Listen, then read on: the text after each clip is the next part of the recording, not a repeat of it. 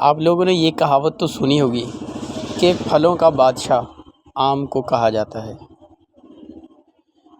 اسی طرح جتنی بھی چاٹ ہیں، چاہے وہ چنا چاٹ ہو، فروٹ چاٹ ہو، ایون کوئی بھی چاٹ ہو، لیکن ان سب کا بادشاہ اگر کسی چاٹ کو کہا جائے تو یقیناً وہ سموسہ چاٹ ہی ہوگی۔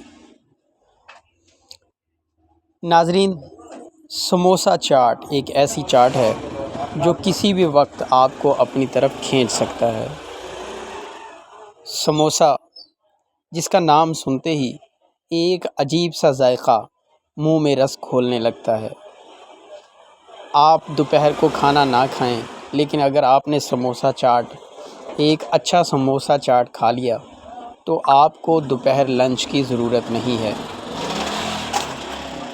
آپ دنیا کے کسی بھی کونے سے تعلق رکھتے ہوں، لیکن سموسہ آپ کے لیے کبھی بھی اجنبی نہیں ہوگا۔ آپ دنیا میں کہیں بھی چلی جائیں، سموسہ آپ کو اپنی طرف ضرور کھینچے گا۔ اور اگر اس کے ساتھ ساتھ سموسہ گرم ہو اور فریش بھی ہو تو اس کی تو بات ہی کچھ الگ ہے۔ مجھے تو ہمیشہ گرم سموسے اچھے لگتے ہیں۔ آپ لوگ اپنے بارے میں بتائیے کہ آپ کو سموسہ چاٹ کیسی لگتی ہے۔ میرا تو دل چاہتا ہے کہ سموسہ جیسے ہی ابلتے ہوئے تیل سے باہر آئے تو فوراً ہماری پلیٹ میں تشریف لے آئے، کیونکہ یہیں پر اس کا ذائقہ اپنی اصل حالت میں انگڑائی لے رہا ہوتا ہے۔ دوستو، آپ دنیا کے کسی بھی کونے میں ہیں، سموسے کے بارے میں اپنی کیا رائے رکھتے ہیں ہمیں کمنٹ کر کے ضرور بتائیں، اور ہمارے چینل کو سبسکرائب کریں اور بیل آئیکن کو دبا دیں تاکہ فوڈ کے ریلیٹڈ کوئی بھی ویڈیو آپ سے مس نہ ہو سکے۔ دوستو، برصغیر پاک و ہند میں سموسہ جیسے ایک الگ ہی شان رکھتا ہے۔ یہاں پر تو کچھ لوگ اس کے بے حد پاگل پن کے دیوانے ہیں۔ کچھ لوگوں کے لیے تو سموسہ جیسے ایک فطری چیز ہے جس کے بغیر وہ زندہ نہیں رہ سکتے۔